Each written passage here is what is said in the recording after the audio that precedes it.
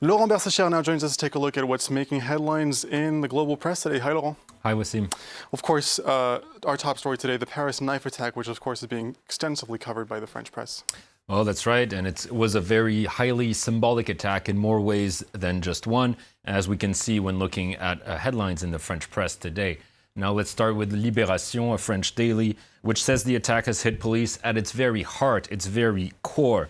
And this is both referencing the fact that the killings took place inside what many would call the home of the French police, the main headquarters of the Paris police, but also that the attack was carried out by one of them, one of their own, which is highly unusual, a man who worked at these headquarters for 20 years, and this is making the situation even more difficult for policemen.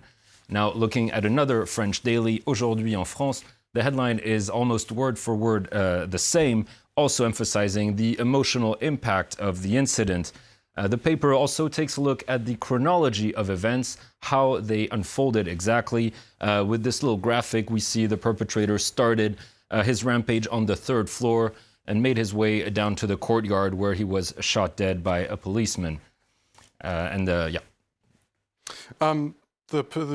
assailant was shot by policemen. Do we know more about the perpetrator himself? Well, that is the main question that everybody is asking. Who was this man? Why did he do what he did? And, well, many papers are trying to answer it, like Le Figaro, trying to profile the perpetrator, going over what we know so far. And, well, we know that he was a tech administrator working for the past 20 years in the police intelligence unit, that he was mute, and that he was someone that his colleagues and neighbors describe as a normal person, someone who was not suspicious at all, who didn't have any issues with anyone, and nobody thought he could do something like this.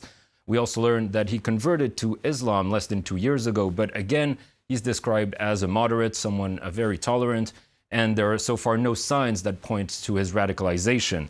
Finally, the article tells us that the knife used was made of ceramic, which does escape metal detectors, and that might indicate that his act was premeditated. All right, let's move on to the U.S., where in a shocking move, Donald Trump has directly called on China to investigate Joe Biden. How is the American press reacting to this? Well, I would say the general feeling is one of bewilderment. Trump is at it again, and it's, of course, not his first blunder, but many journalists are saying this might be his biggest. And it didn't come from a late-night tweet, as it usually does, but this time it was at a press conference at the White House.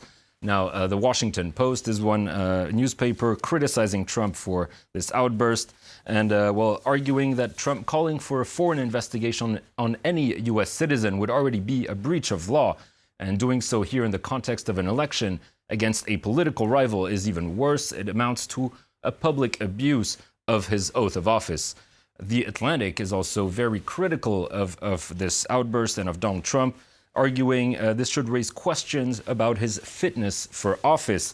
Now, the author says questions about Trump's mental health have abounded during his presidency, and even more so now with this recent impeachment inquiry. Well, the article argues that any impeachment proceedings against Donald Trump should take these psychological factors into account. And last but not least, the New York Times also published a scathing editorial on Donald Trump, calling him the self-impeaching president. The author underlines how Trump tried to divert attention from his impeachment by attacking Joe Biden, and that seems to have backfired against him. So he basically broke the law and shot himself in the foot there. Okay, well, if you thought that was unusual, wait till you hear this story. A famous American rock band seems to have gotten involved in the clash between Donald Trump and Joe Biden. That's right. And, well, as many stories do these days, it all started with a tweet by Donald Trump. True to his style, the U.S. president used a popular meme to get his message through.